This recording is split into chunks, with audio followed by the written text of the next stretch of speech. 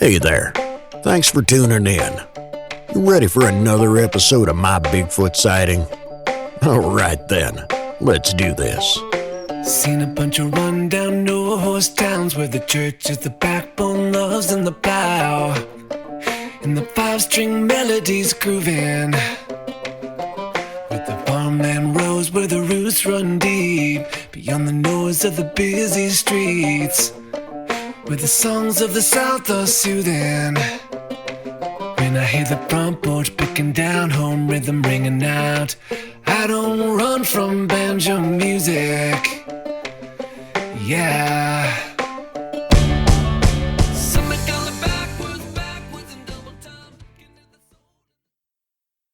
If you've had a Bigfoot sighting and would like to be a guest, please go to mybigfootsighting.com and let me know.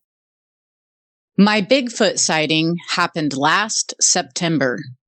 My name is Ashlea Stinnett, and I am a Sasquatch experiencer and adventurer up in the Pacific Northwest, where I've lived for the past 15 years or so. And I moved up here in 2010 from Arizona, and I started a business up here.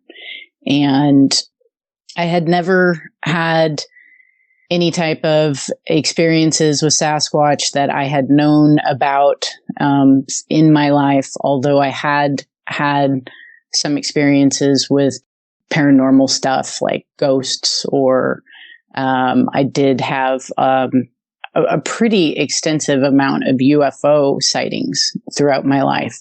But I never really focused on any of that. It wasn't something that I put time or energy into looking into. But when I moved up into the Pacific Northwest, it became very apparent that I did need to look into the UFO activity that was happening up here, which then led me into learning about the Sasquatch and eventually having encounters with the Sasquatch. So my partner and I moved up here in 2010, and we lived off of the Columbia River Gorge, which is a river that separates Oregon from Washington. And we were outside of the city limits and had a house on a hill that looked down and over the Columbia River. And we could see Washington on the other side and a big expansive sky. And we moved into this house that had this outside second story deck to where we could hang out and enjoy the evenings, which we did. And that's when we started seeing a lot of activity, UFO activity in the skies. And there was so much that was happening almost on a nightly basis that we could not ignore what we were seeing. And it became very apparent that it was important to look into, important to understand what was going on. And so that's what I did. I devoted a lot of time looking into the history of UFO sightings in the Pacific Northwest, and then just kind of the history of paranormal things that were happening up here. And that includes the Sasquatch and the Dogman. And my head just started kind of exploding with information, downloads, and knowledge, and learning about all of this. And that also snowballed into, well, I've got to get out into the field. I've got to, not just look at the sky from my backyard, but what else is out there? Where else can I go? Where are the hot spots? And so that led me to meeting people and having, synchronistic connections and continuing this knowledge, learning. And then that led to when I had my first experience with the Sasquatch in 2013. So I was at a private gathering near Mount Adams, which is it's in Washington, north of Hood River and Mount Hood area of Oregon. So across the river and north of that is this mountain called Mount Adams. And that is a very special, interesting mountain that, because I had friends in near that mountain, and I also I worked near that mountain for some time, and in that time, I was able to witness the mountain and the UFO activity around it, and that particular area of the Pacific Northwest is in the Gifford-Pinchot Forest, and there's a lot of Sasquatch sightings there. So in 2013, I was on private land, and I woke up in the middle of the night. I was camping on the land, and I was in my van. I've got or at the time, I had a pretty cool 1989 Dodge Ram B250. And I was camping with a friend of mine, and she had come up from Texas. She had flown up to do this camp and to go out there and do this with me. And I actually got pretty sick. I had an upper respiratory issue going on, but because she was coming up, and you can't really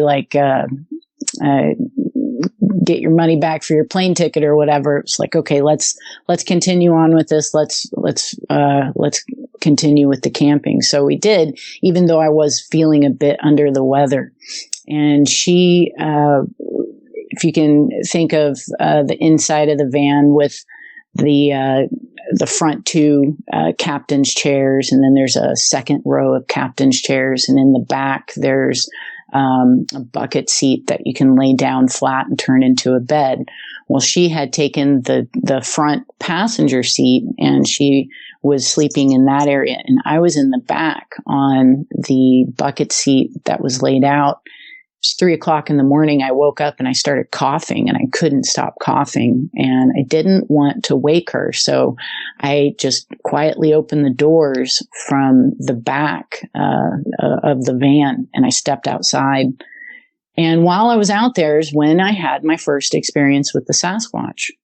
And I was standing at the edge of this field, and there was a tree line, and the trees behind me, and there was big open sky, and I'm just looking up at the sky, and I hear behind me a call and response, and it's on either side of me, on the left and the right, and it goes hoo-wah, hoo-wah, hoo-wah, hoo-wah, hoo-wah, and it's going back and forth, and I'm standing there.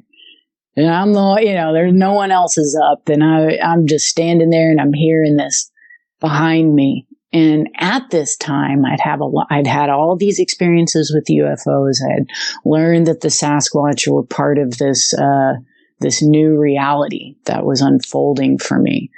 And I had also heard from people that they were these very intelligent beings, that they were these people, and that they were very psychic, and that they had these extra abilities. And so I came at this situation and this experience with that knowledge and with that understanding. So I turned and I looked behind me, and I telepathed, because I had been told that they could telepath. So I looked behind me and I telepathed to him, and I said, "Peace be with you, much love." And as soon as I did that, they stopped the call and response. And then I started laughing, because I thought it was pretty funny that I just did a telepathic communication to a Sasquatch in the tree lines. And I looked up, and I was laughing, and I looked up at the sky. And when I did that, 2 orbs of white light crossed over me in an X pattern about 100 feet above my head. I looked at that, And I said, well, okay, those are related. that was a related event. And I knew that there was a connection. And at the time, because I had had so many sightings of the UFOs, hundreds at this point, hundreds within those first 3 years, I thought that they were, the UFOs, the star nations, the star people.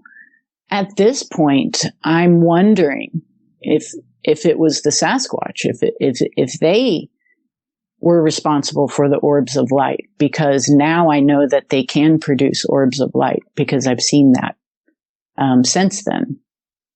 So I don't know, but that was my first introduction to the Sasquatch people in June of 2013. And I hit the ground running. I wanted to know everything about them. I wanted to learn. I wanted to camp where they lived. I wanted to immerse myself in the experience of this education of these people. And that's what I did. And from 2013 up to 2018, I attended quite a few camps of like-minded people who knew the Sasquatch as a people and as a higher expression and not just a flesh and blood primate. And I would have experiences at each one of these campouts. I believe it was 2016 when I had my first experience with the vibrational healing or the vibrational frequency emanations that they do, and the way it gets felt by the body. I was camping up in an area of northern Washington, north of Spokane, so almost onto the border of Canada. And I was up there, and I believe it was 2016, and that was the first time that I had that frequency experience. And I was in a small tent, and one came up to the tent and actually shook the tent, which was an interesting experience to be awake and kind of hear these footsteps, and then to see the whole tent shake from up top down, right? But it was, I knew that they didn't, they meant no harm. So I continued to lay there. And then soon after, I started getting the vibration all around my head and all my whole crown area, the brain area, the full head. And I didn't know that was necessarily a thing that they did at that point. And then later I did learn that this is a thing. This is a phenomena that's experienced by many people. And since that time, I've absolutely had many other encounters in which they've done this frequency-based healing on the physical body. So when I got up into 2017 timeframe is when, well, actually, let me back up. It was about 2015, 2016 that I learned about Barb Shoop and her YouTube channel, in which her and her dog, Gabby, would go out and interact with a clan of Sasquatch that lived in her small town. And this small town is just north of Mount Rainier in Washington. And I forget how I found it, but I did. And I was glued. I was glued to that computer YouTube channel, right? Just waiting for the new one to come out. And your show, by the way, you're on the list of this time frame as well with your shows, because the Sasquatch and the Dogman documentation that you do is very appreciated. So your shows and Barb's shows and a few others were just really wonderful educational tools for me. And I knew when I was watching these shows of Barb's that these people were telling the truth. They were absolutely telling the truth. I should also say that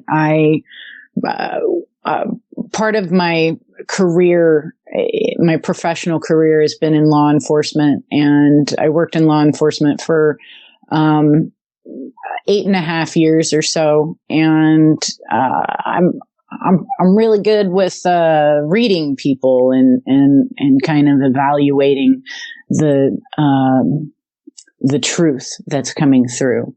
And so with that training and watching these shows and just like also just seeing these people are talking from the heart. We all know that too, right? When we know someone is speaking from the heart and speaking their truth, you can tell. So I could tell that these people were talking truthfully about their experiences. And so I was super jazzed and a big fan of the show. And then I think it was around 2017 or so, I found Barb on Facebook and we became friends on there. And soon after that, she put out a notice saying that they were going to have new spots open for new members of her camping group. And if anyone doesn't know who Barb Shoup is, she, like I said, lives up north of Mount Rainier, and she's had this ongoing interaction with the Sasquatch in her area. And that evolved into her forming a group of people who would go out to have intentional connections with the Sasquatch through camping trips. And then during these campouts, people will have experiences, and the next morning there's a documentation of that Barb does with the witnesses, and it's amazing. It's an incredibly important part of not only kind of like this new history that's being created of the Sasquatch through our stories, but also just a huge marker for humanity itself. There's no reason why that, and in your show too, like this is the documentation that needs to be held on to and passed on to the next generations. It's important. It's important information in moving forward in a good way. And the way that Barb conducts her campouts is through respect and is through honoring the situation and honoring them as a people and sharing space in a good way, in a positive way. And through that, there is true interaction that is happening between us and them. So when I found out that she was she was going to open it up to new membership, and the deciding factor was going to be a 500-word essay for why you thought you would be a good part of the group. And that was exciting to me because I love to write. So, and the Sasquatch is literally my favorite subject to talk about or to write about. So I was ready, and I was honest. I was honest and truthful about my experiences up until that point, and that I knew them as a people.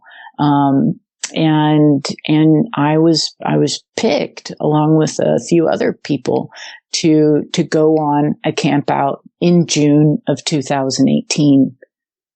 So I think it's pretty interesting that I had my first encounter with them in June of 2013, and almost to the day, 5 years later, I find myself in Barb Shoup's camp. When I pulled up to the camp spot, I remember when she had seen me coming down the Forest Service road. And so she was walking up with Gabby to meet me. And I felt like I was meeting the biggest rock star in the entire world. Like I was meeting Elvis. I don't know, just, I had so much respect and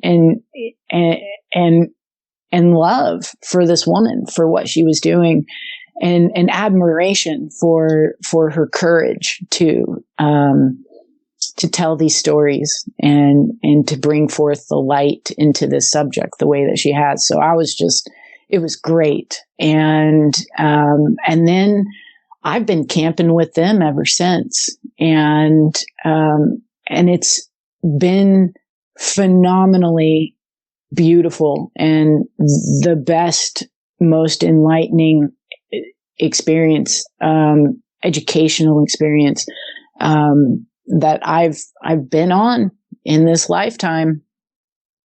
It's been amazing.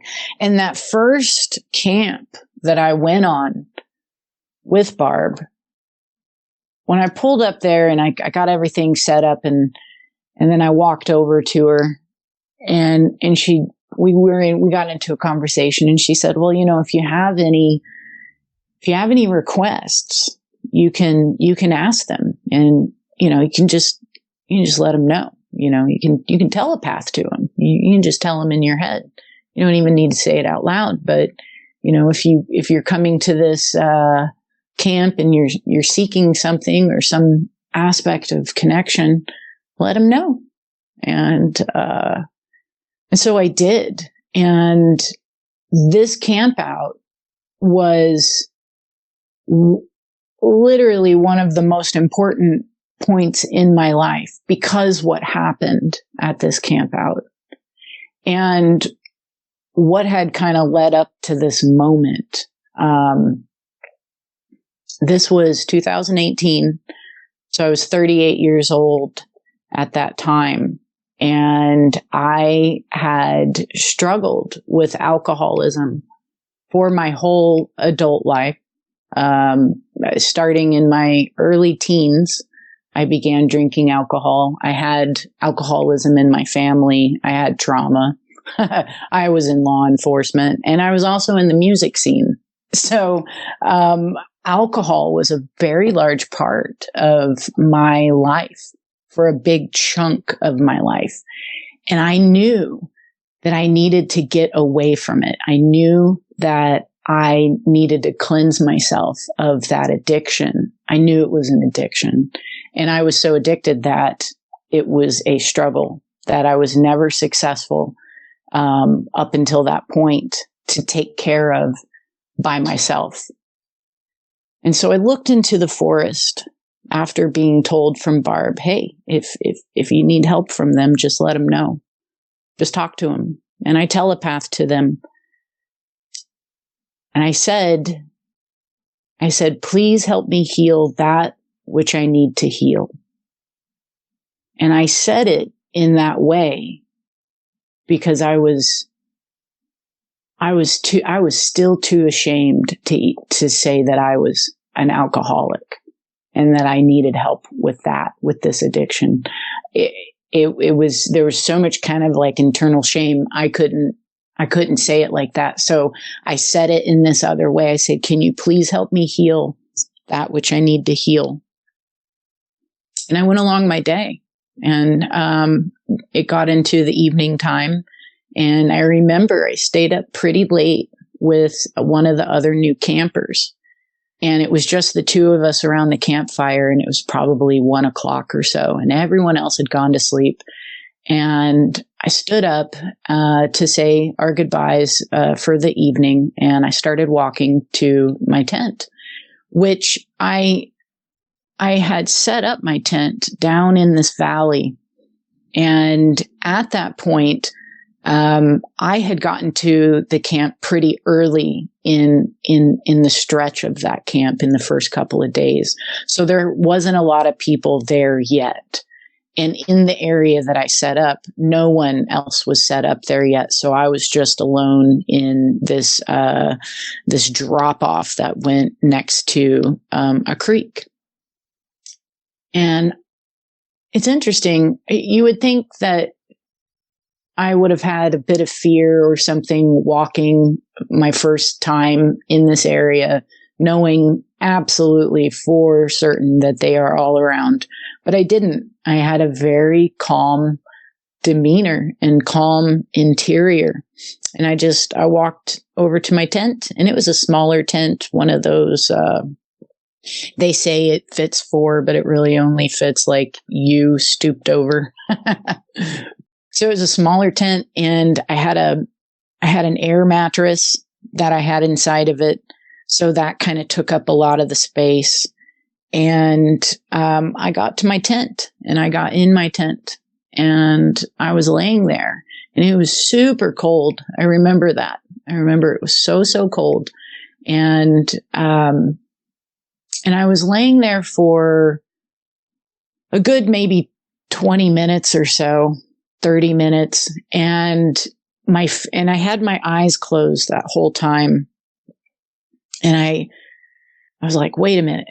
My face my face was exposed to the outside air, I didn't have my blanket over it. My face was pretty cold. And I remembered, I was like, I've got like this like mask thing, that I could put on, or this scarf or something that I could kind of wrap around my face and keep it warm.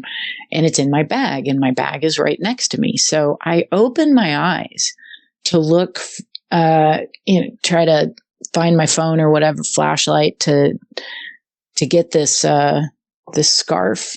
And when I opened my eyes, I saw that there was this dull, but still illuminated orb of light inside of my tent, and kind of off center from the top, at the very top. And it was really interesting because it was muted in its light, but it was still lit up, and it was lit up enough to where it was lighting up the sides of the tent, and it was filled with like 1,000 pinpoints of light. And I looked at it, and I was like, what is that? And a whole series of events began to unfold. I kept looking at that orb, and then I started, and I should mention everything else is like very, very dark. It was very dark. It was very cold. I couldn't see anything, like, I couldn't see the hand in front of my face. It was that dark. So this subtle illumination of this orb was still pretty bright, even though it was subtle. And then I started hearing thumps onto the duff, as if something was falling out of the tree or jumping out of the trees around where I had my tent. And I heard a series of them, and it was probably about three or four thumps, pretty heavy sounding thumps. Boom, boom, boom. And I'm laying there, and I'm like, okay, well, all right, just keep on going. What else is going to happen? Well, a lot of things. I started, there was a light source from the outside of the tent that was not a flashlight. It wasn't a beam. It was almost like a blanket of light washed over the entirety of my tent and lit it up as it went over. And then it was dark again. And then I started hearing on the back side of my tent, which would have been the right side of my body, I started hearing voices of at least 2 individuals, possibly 3, standing right on the outside of the tent. I never heard them come up. I didn't hear crunching of feet walking or anything like that. The thumps happened, and then the voices on the outside of the tent happened.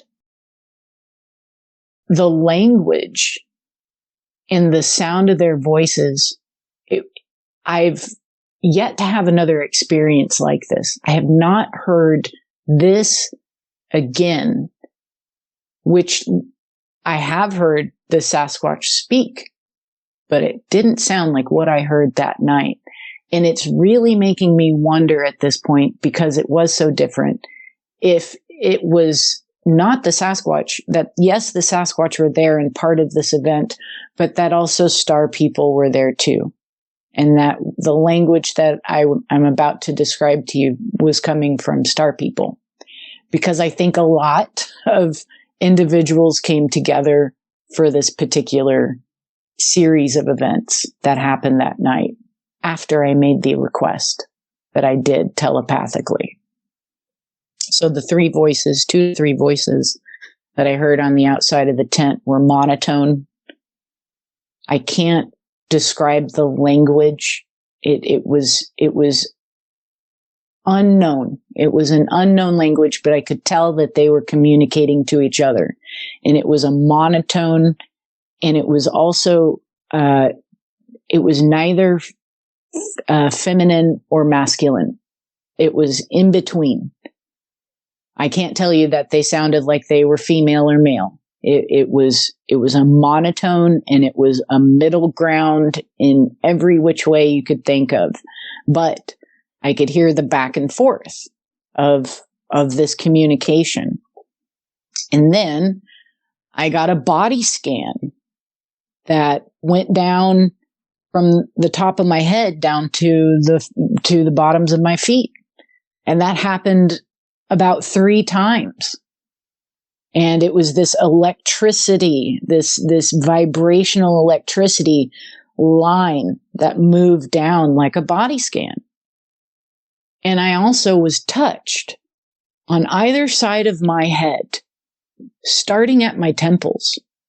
And if you take your 2 fingers, your index and your middle finger, and you put your fingers on the sides of your head, that was about the width of these singular fingers that I was feeling on either side of my head as I laid inside my tent. And that pressure went from my temples down to the bottom of my jaw. And I think that's it. I think that's all that happened that night. But immediately after this series of events, I fall asleep. Boom. I am asleep, and I do not wake up until the next morning. So you can actually go to Barb Shoop's YouTube channel, and if you go into the history, you can look at the June 2018 camp and hear me describe at that moment of the next morning and having the base camp conversation of that experience. And I didn't know at that point that was connected to what I had asked them to do. But it became apparent later on because, and many other things happened at that camp. It was a lot of fun, and that series of events happened. Well, after that camp, I went back home and I continued drinking. I continued having ciders or beers when I came home from work or whatever reason. I continued my drinking until July 3rd. So it was middle of June that this camp out was, somewhere like maybe week 2, week 3 of June. And then I come home from it and I continue my bad behavior, and I get to July 3rd. And I stepped outside of my house that evening to take my dog out to go to the bathroom. And when I got outside, I looked up, and there was an orb of light. And I should mention, I'm in the city now.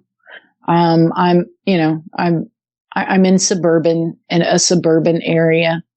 And I look up from the front porch of my home in suburbia, and there's an orb of light that's flying towards the house, probably about 75 feet above the ground. So it's not far up, and it is flying right over top of me.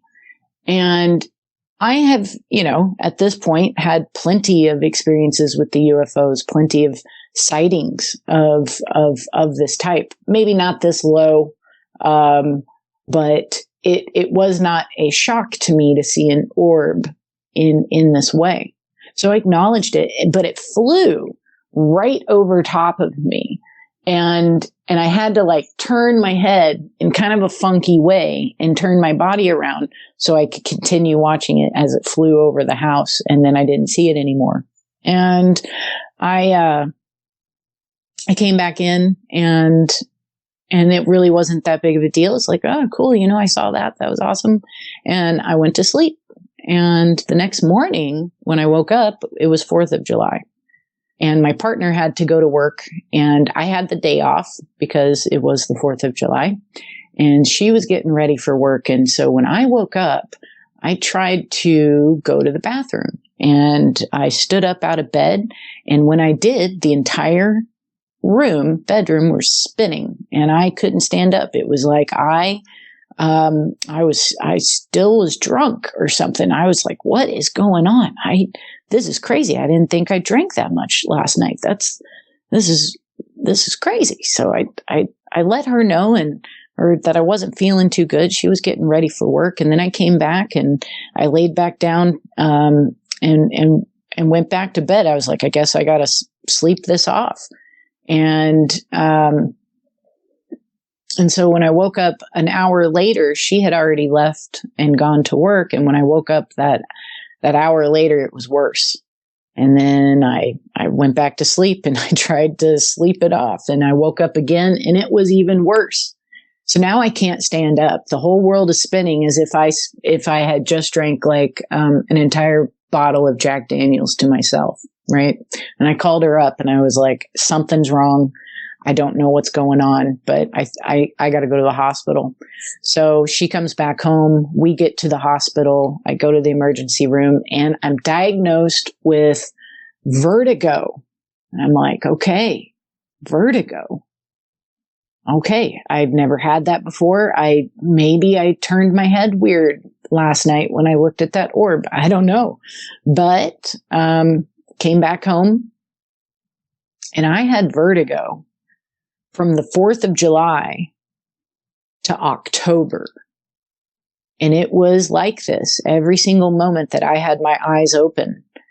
It was if, I had drank a bottle of Jack Daniels. That's how spinning and unsettling it was with this vertigo.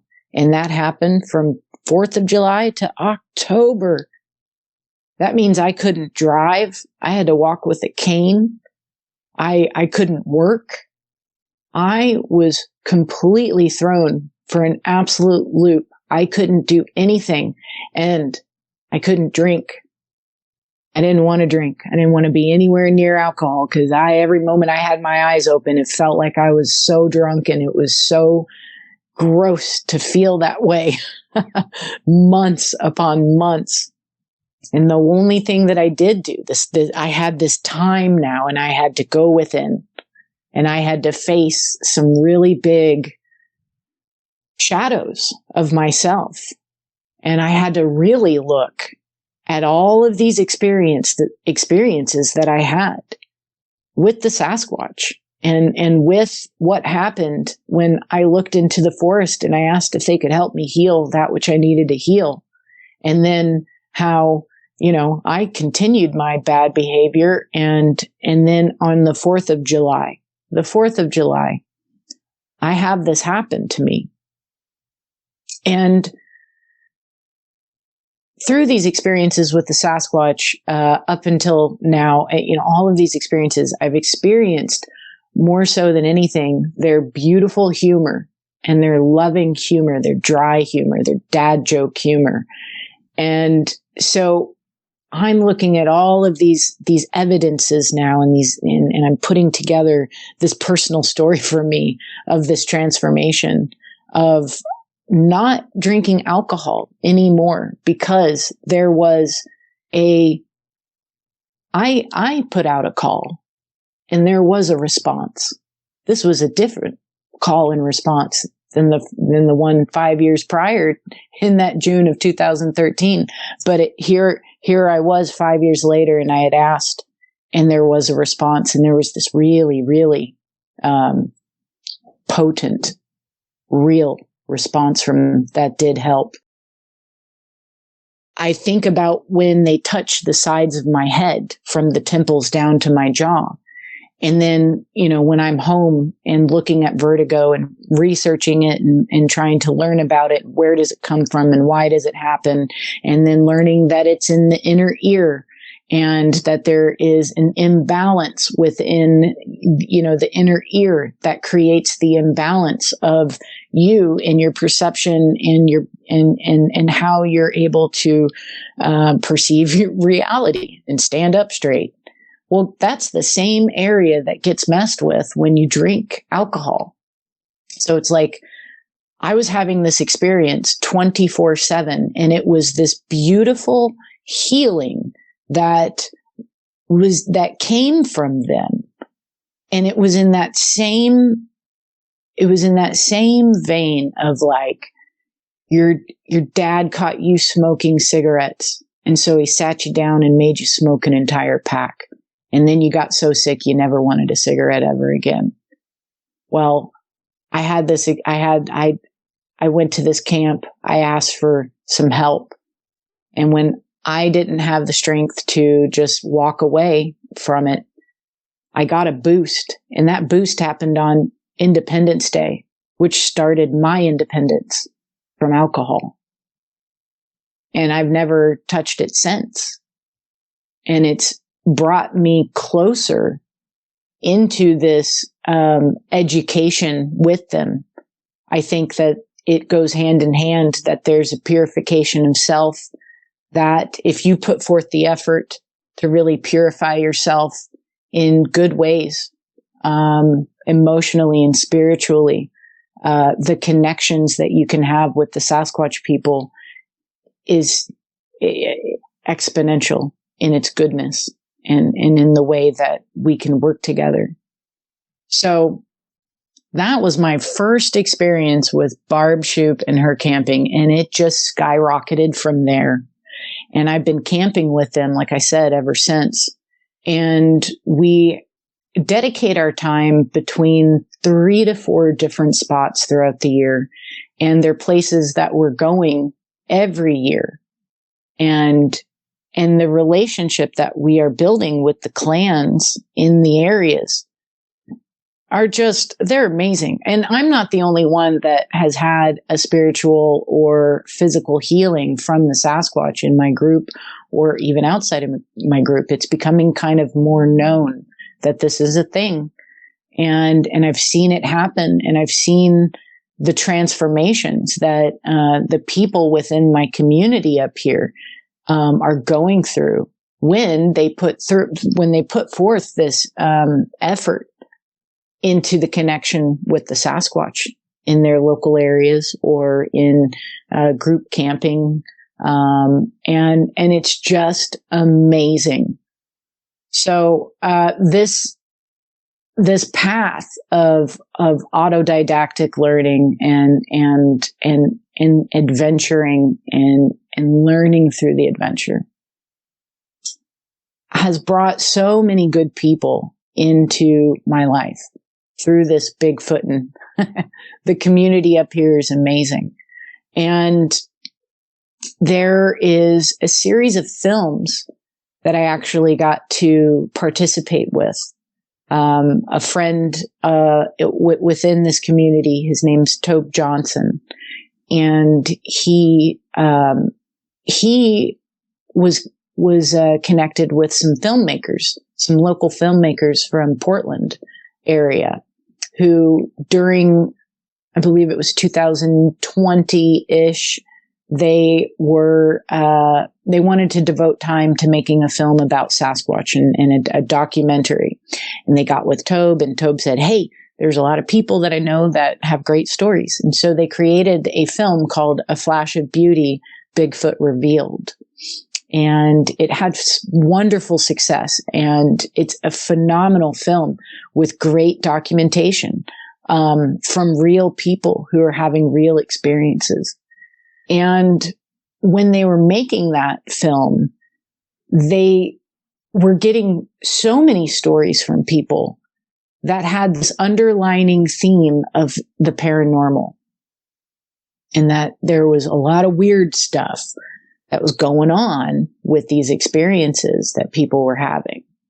And as good documentarians and as good journalists, as those who are seekers of truth, they did not shy away from this theme that kept on popping up. And instead they said, let's focus on this. Let's open this up a little more, because there's something here. There's something we need to learn from this.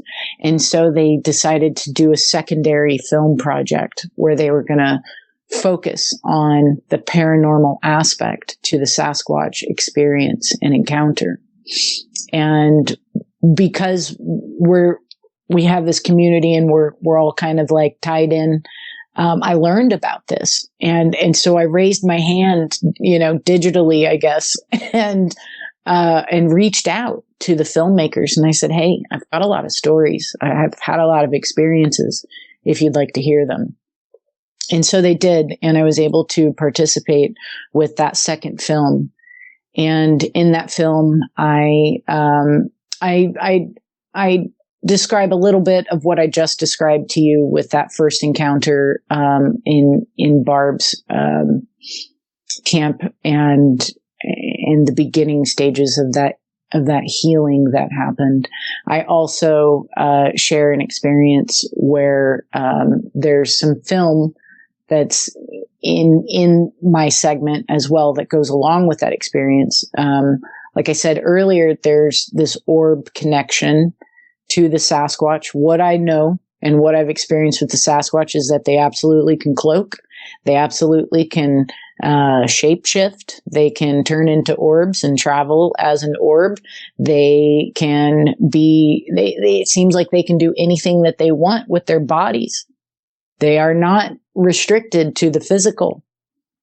And that the phenomena, you will, the more we learn through our camping and through these experiences, it doesn't lead to a higher understanding necessarily. It leads to 1,000 more questions. So, it's almost a question at this point of not what they can do, but what can they not do. And so this film really encapsulates a lot of that, which is all of these things that they can do, which get put into that paranormal category. But it's happening, and it's happening exponentially more and more, which I find very interesting and noteworthy. Certainly we have a better capability of documentation and sharing and stories becoming well known very quickly through social media and our connections through those ways. And so that is kind of, I think, probably too having an effect on the collective consciousness, where people are thinking about these subjects in a different way, and having the inclusion of the paranormal be part of this communication, part of this conversation, and to normalize it. Because I think you probably more than anyone else know how traumatizing these experiences people can have when they're having very real experiences with supernatural beings. We are living in a supernatural realm. This is where we're at.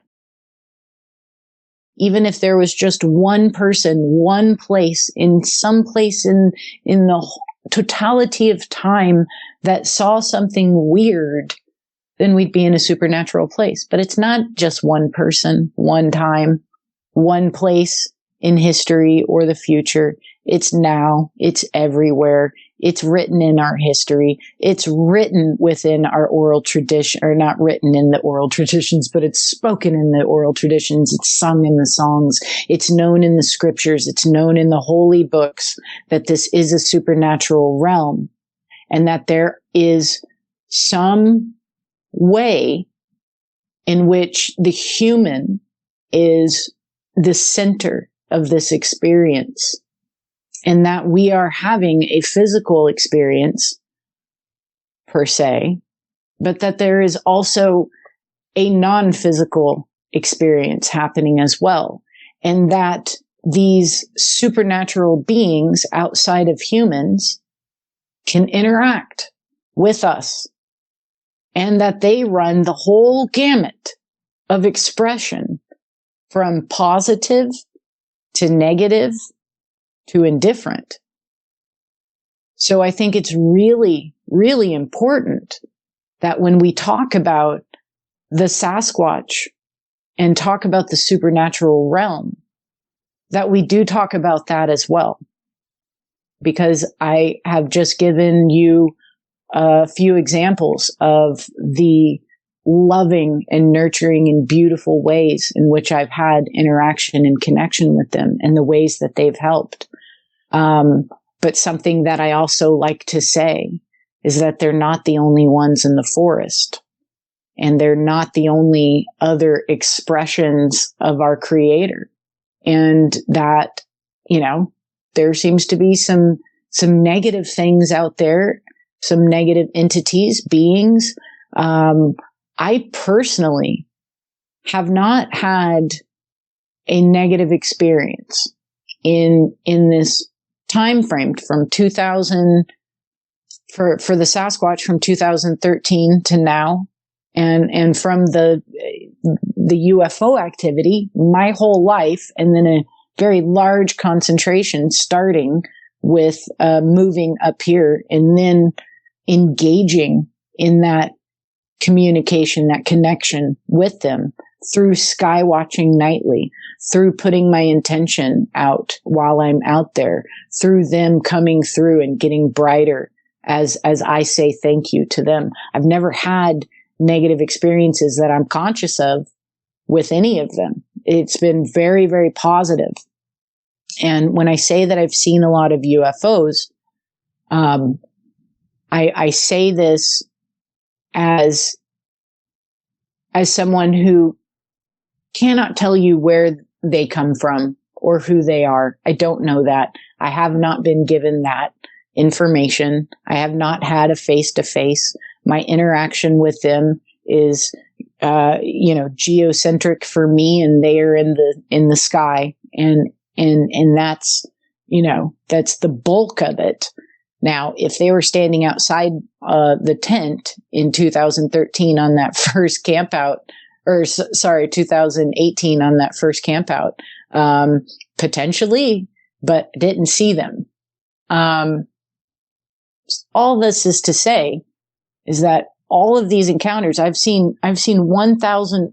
Well, I was taking a mental tally. I was creating a mental tally of UFO sightings, and I started when I got up here, and it started getting really intense. I was like, I should keep a number. I should keep this number. So I did, and that mental tally started somewhere between like maybe 2011 or so, and I quit doing the mental tally of UFOs in 2021. And that's because I had at that point seen 1,149 UFOs as of July 24th, 2021. So it wasn't just a one-off or just a 2 or 3, but it's that big of a number. And because it was such a big number, I was like, well, I've already gone 150 past 1,000. I probably don't really need to keep count anymore, but it's good to have that number. And I have that number written down, just for personal documentation. It's a big number, But it's, who else is out there who's had that number? Because I know other people in my group who see just as many as I do. And whether that is because there's a larger concentration here in the Pacific Northwest, I'm not sure. But I don't think so, because they're being seen everywhere. And right now we have a very large concentration of sightings of all sorts happening everywhere. It's just an interesting time. And to see that gain speed with kind of personal disclosure for everyone. I'm kind of a firm believer in that. We don't need to have disclosure from any type of outside source or government authority or anything outside of self. And that the disclosure comes through personal experience and personal contemplation. So it does seem like there is this uptick in people's personal disclosure and personal experiences with UFO, UAP, whatever you want to call them, the ancients. It seems like, the petroglyphs, the paintings, the ancient ways in which we documented in the past, they look the same as what we see today. So for me, they've always been here, and they're not from anywhere else. I think we're all sharing this space together, and that it's more of a frequency, and it's more of a frequency situation than it is a physical situation. And that these beings, the UFOs and the Sasquatch and the Dogman and who knows who else, they know how to come into this world physically, move around it physically, non-physically, go other places, pop back in. During the campouts with Barb, we've had portals open. We've had the orbs of light the size of basketballs flying around our camps. We've had the glyphs and the things, the gifts from the Sasquatch show up right next to us when there's no way that they could have done that unless they apported out of thin air. We've had the healings, like I said, the healings on the physical level, on the spiritual level, on the emotional level.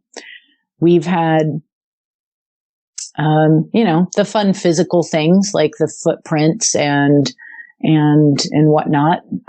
Those are always fun. And we've had the physical sightings. So there's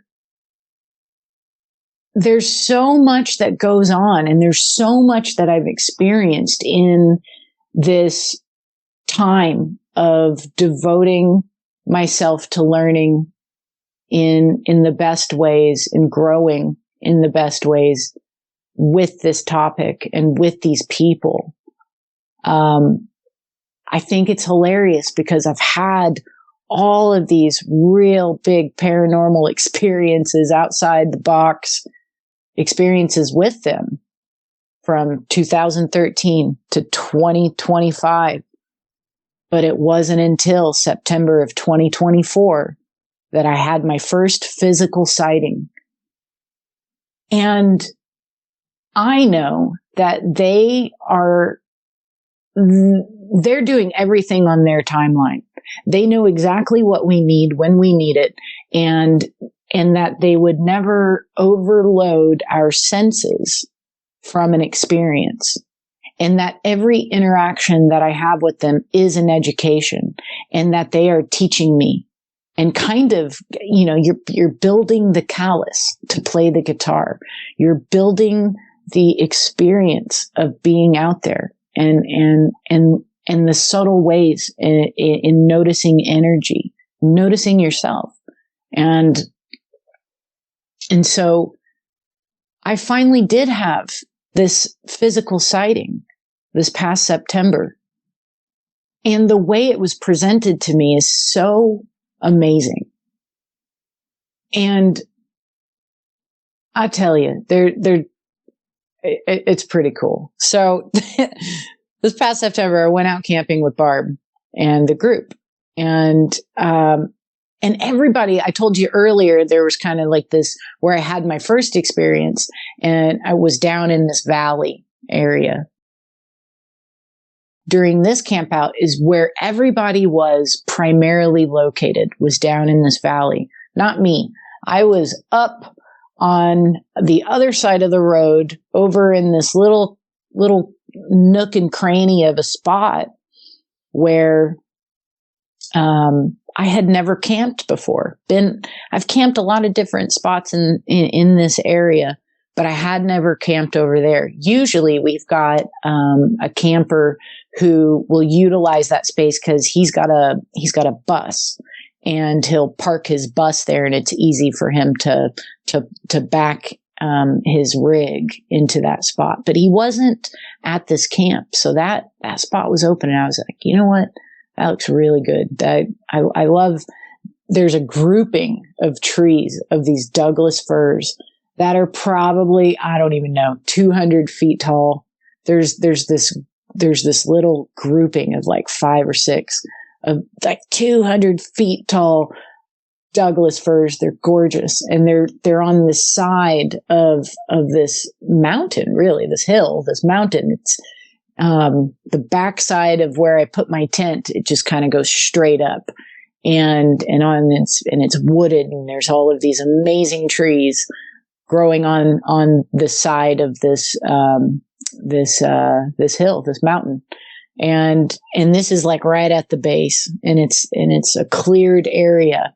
And then, right next to this area is another forested area, and there's a path that goes into that area. So I set up camp there, and we had some really amazing experiences all throughout the week. And it got to Thursday, and we were all sitting down by the base camp at the fire, and a few of us had drums. One of the things that we do during our camps is we play music. We bring drums, we bring flutes, we bring maracas, we bring different things, noise makers, guitars. The Sasquatch love music. They love self-expression. They love art. They love us expressing in beautiful ways. And music is, it's a gift that we can share with them. So we definitely do. And we were down at the fire, and I had my drums, and some other people had their drums, and it was about 10 o'clock at night. And Barb said, well, I'm going to go to sleep. I'll see you guys later. See you in the morning. So we all said goodbye to Barb, and she went over to where her tent was, which is, kind of at the entrance of this valley area. She was at the entrance where the road comes down into this area. And so she went over to her tent, and she put some things away in her vehicle, and she walked around her tent, and she looked up on the Forest Service road that parallels this area that she's in. And she looks up, and she saw me walking up the road. And she could absolutely tell it was me. She could tell the shape of me, and I had a lit cigarette in my hand, and she saw that swing. She saw the jacket I was wearing, the hat that I had on, and she just thought to herself, oh, okay, Ashley's going to sleep. I guess she's going to sleep, because I was headed in the direction of where I had set up across the road. Well, the next day, I saw Barb, and she asked me about when I had walked up that road the night before. And I said, Barb, what are you talking about? And she's like, well, I went to sleep, or when I went back over to my tent, I saw that you were walking up the road, and that you were going to sleep the same time. And I looked at her, I said, Barb, that wasn't me. I didn't do that. I was actually still over by the fire for a good 40 minutes before I headed back up there. And when I did, I had a drum in my hand. I had drumsticks. I had a coffee cup. I had a thermos. I had a water bottle. I had all these things. And I had the headlamp on. I was like, I wasn't just walking with a cigarette, and I don't walk with a cigarette. So we were like, oh, well, what was that? Was that a mimic? Did they shapeshift into me and mimic me, walk up the road? Because they have done that to other people in our group at our camps. They have mimicked, they have shapeshifted themselves to look like other campers and will stand amongst us. And then when asked, when that person is asked again about standing during that time, they weren't there. They're like, what are you talking about? I wasn't there. That wasn't me. So that has happened. We know that they can do that. So when she said that she saw me walking up there that way, I said, Barb, it was not me. She said, okay, well, we need to, let's do a recreation tonight of this mimic. And so this is now Friday evening. It's about, it's right before dusk. And we decide we're going to go up the Forest Service road, up that mountain, and we're going to drum for the Sasquatch. And so there's a group of us, and it's about 6 or 7 of us. Let's see, 1, 2, 3, 4, 5, 6. There's 6 or 7 of us, and we've got our drums, and we're kind of in this procession walking up this road, this Forest Service road, playing our drums. And it's still quite light out. It's really, it's maybe, I think it's about like 5 p.m. or so. It's nicely lit up. The sun is going down though. And we get to a certain spot and it feels natural to just stop. And we continue drumming, and it sounds so good, and it's echoing throughout the entire valley and off of the sides of this mountain and down the roads, and it's glorious. It sounds so cool. It's really good. And then we decide naturally and casually that we're going to continue back down and continue our drumming down the road, back down to the camp. And so we do. And it's still just as good. And we're beating out the coolest beats. And we get down to where this curve is, where on the right-hand side, I've got my tent and my whole setup. And if you keep on going down this road, then on the left side would be that road that goes down into the valley where the base camp was. So I veer off from the group and start heading over to my tent so I can put my stuff away.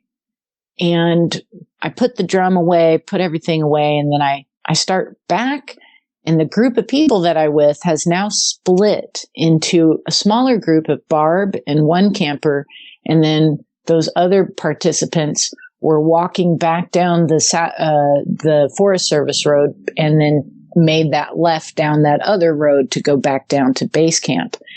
And I wanted to talk to Barb about when she wanted to do this recreation. And as I was walking up to her in the camper, I was like, you know what? They're in a conversation about something. I don't want to interrupt. I'm not going to interrupt their flow. So I'm just going to keep on walking. And I walked down the Forest Service road about 40 feet or so, approximately 40 feet. And I just stood there and waited for them to be done with their conversation. And as I stood there, I was in this really calm, centered place. Just made all of that amazing music. I'm looking around. It's now Friday. We're deep into this camp out. This is day 5 that I've been there. I've had all of these interactions with I think juveniles. I had been having Douglas fir cones, green ones that were still green on the trees, getting picked and thrown at me and thrown at my tent, never hitting me, but being thrown with absolute speed and precision to where they'd come right next to me, and they'd plop and bounce off of the ground or bounce off of the tent. And this was happening all throughout the week. I was having these wonderful interactions with what I was thinking were juveniles. I had hand swipes on my tent during the daytime and at night. I was having footsteps around the tent. It was great. It was a lot of fun. So here I am, Friday evening. We just got done making the coolest music for the Sasquatch. I've had all this experience with them. I am having so much fun with my friends. We've just been eating really good food and laughing and telling good stories and having all of these experiences together. And I'm so content. And my heart is really full of love. And I'm standing there in the middle of the road and I hear a snap to the right, off into the trees. And I turn my head and I look in the direction, and immediately I know that it's a Sasquatch. I can feel that it's a Sasquatch. And the snap was indicative to the snaps that I've heard them make. And so I just mentally acknowledged that that was what I heard. And still in my contentness, I turned my head to the left and looked down into the valley to where everybody was around the base camp. And from this heightened position, I just admired how beautiful it was and how beautiful they were enjoying camp. And then when I took my gaze from there and I moved it to the right again to look down the road, that's when I saw him. And there was a Sasquatch who was standing about 40 to 50 feet in front of me in the middle of the road. And it's now dusk. There's still plenty of light on the road. The lighting is perfect on the road. Inside the trees, it's very dark. Inside the canopy, it's very dark there. But on the road, I still have a perfect vision. And here I am, and he's standing there. And he's got his arms to his side.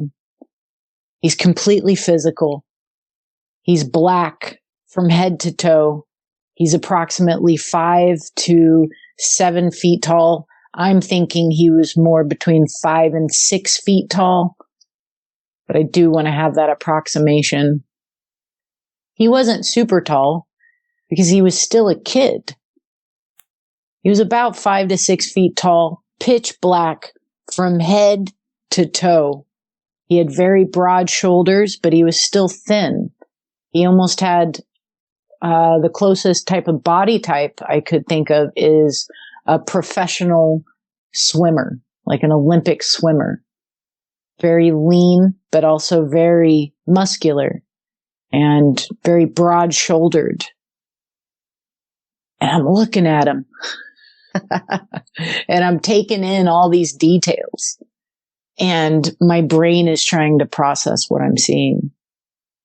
And he does not have a conical head. His head is round. And I'm looking at him and he's kind of casually just like scuffing at the ground with his feet. And he does a very on purpose for me, for my benefit, 360-degree circle where he stood, looking down at the ground, arms to his side, but he did a complete circling of himself so I could see from every angle him. And again, my brain is trying to process what I'm seeing. My brain is trying to make sense of all of this. I'm like, there's nobody at camp that has a black outfit from the top of their head to the bottom of their feet. Who is that? That's not an outfit. That's not an outfit. That's hair. And after he got done with this turn, he took one very large step off of the road and into the tree line to the left of the road, down into the valley where our base camp was. And when his leg extended and took that first step down this embankment, that's when it dawned on me and I realized how long his legs were. His legs were longer than humans' legs. Those were abnormally long legs that I got to see a full stretch of as he took that step down into the embankment, where he also did this and he had no type of headlamp on. And all of these facts, all of these observations come flooding into my consciousness, and it dawns on me for real that I just had my first physical sighting. And when he took that first step down into that embankment, there's brushes, there's sticks, there's branches, there's all sorts of stuff that he had no problem walking through. He did not trip. He didn't even make a noise. He just casually and easily, without a headlamp, went into the darkness of this canopied forested area and completely disappeared. And so I'm standing there, and it was at like, I don't know, 30 seconds later that Barb and the camper are done with their conversation up the hill, and they walk down, and I am flabbergasted. I'm dumbfounded. And I'm standing there, and Barb looks at me and she's like, okay, well, let's do this recreation. So you had a lit cigarette. So you light your cigarette. I'm going to go stand down here by my tent. And then you just start walking. And I said, okay. And so I just stood there, and she got down in position. She's like, okay, start walking. So I started walking, and she went, oh my God, that looks exactly like what I saw. And I said, oh, it looks similar? And she said, no. That looked exactly like what I saw. I said, oh, okay. And so I'm still dumbfounded by this experience I just had and what she just said. And so I walked down to meet her down this road, off of this main road that I'm on. And I meet up with her in front of her tent. And she wants to continue talking about this little recreation we did about the mimic from the night before. And I stop her and I say, Barb, wait a minute. I just had a sighting. I think I just had my first sighting. And she went, what? When? When did that happen?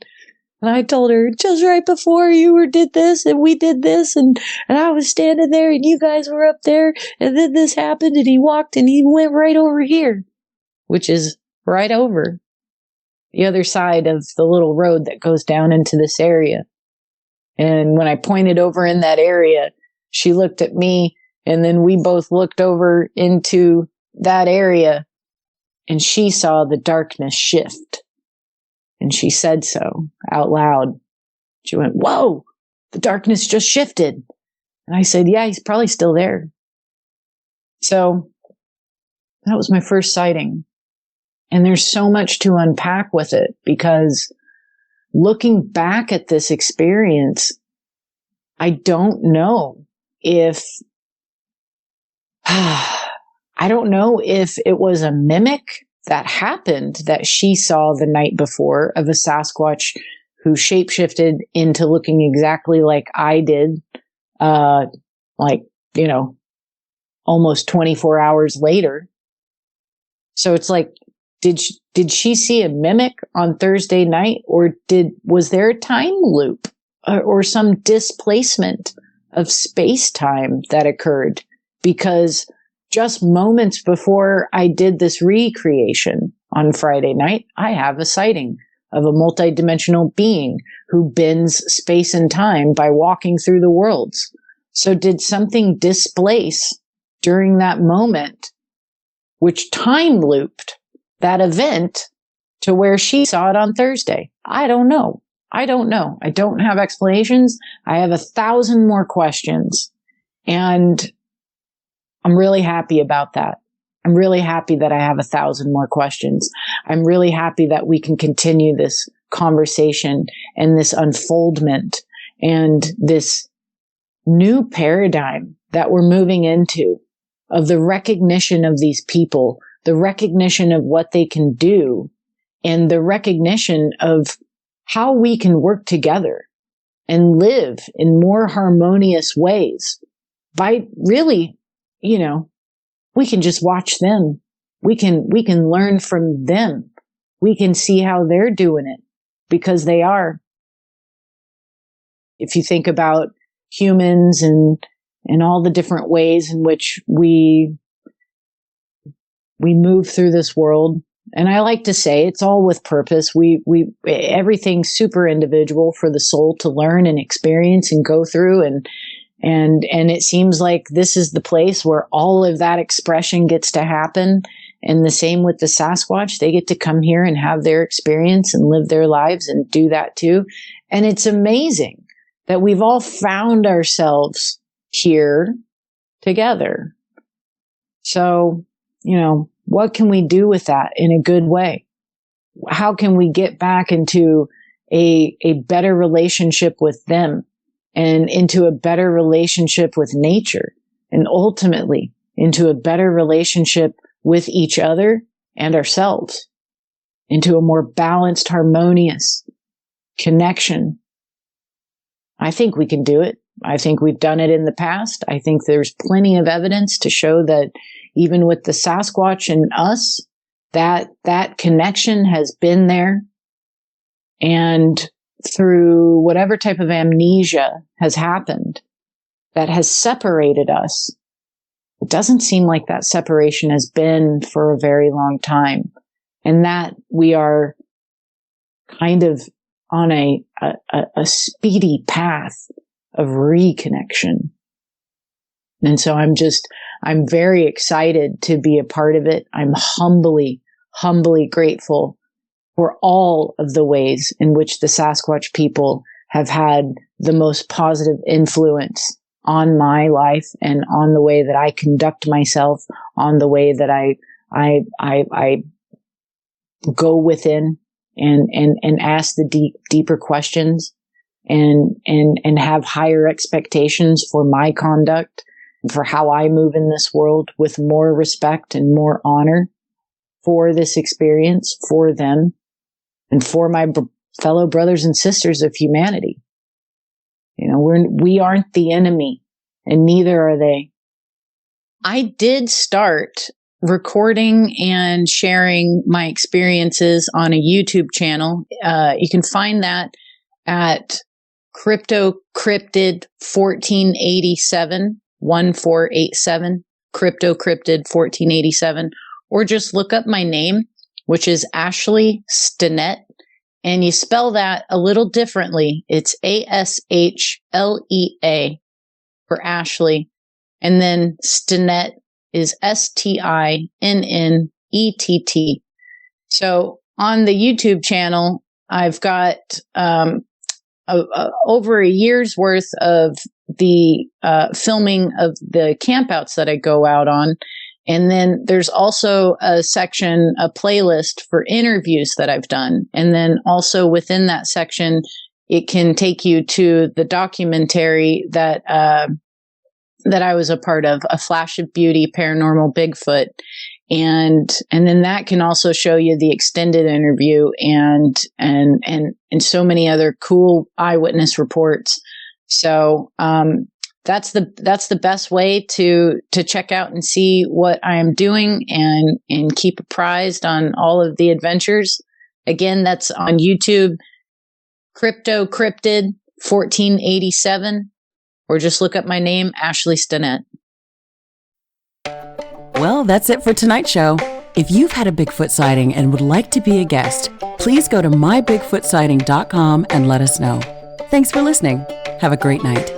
Seen a bunch of rundown no-horse towns where the church is the backbone, loves in the plow, and the five-string melodies grooving, with the farmland rows where the roots run deep, beyond the noise of the busy streets, where the songs of the South are soothing. When I hear the front porch picking down, home rhythm ringing out, I don't run from banjo music. Yeah, the sound of a memory brings me back to the bluegrass playing on my dad's 8-track. His pickup man had been through it, getting through the day on Scruggs and Skaggs, booking 8 bales to those Tennessee jams. There's no other way that I'd do it. When I hear the front porch picking down, home rhythm ringing out, I don't run from banjo music. Yeah. Something coming backwards in double time. Getting to the soul in the tremolo Kentucky style. Those are the anthems drumming out, country boy living. When I hear the front porch picking down, home rhythm ringing out, I don't run from banjo music.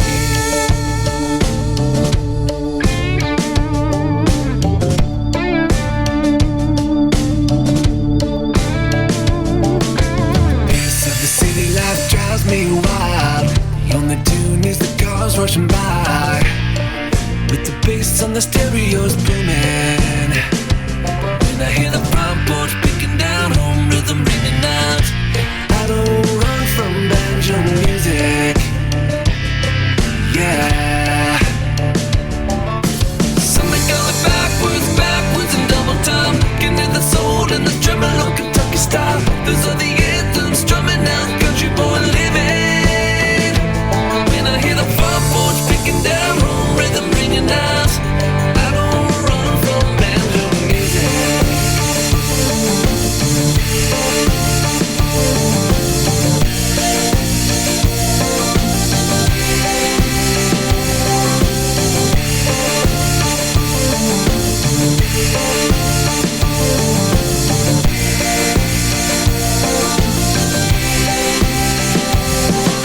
Something going backwards in double time. Getting at the soul in the tremolo Kentucky style. Those are the anthems drumming out, country boy living.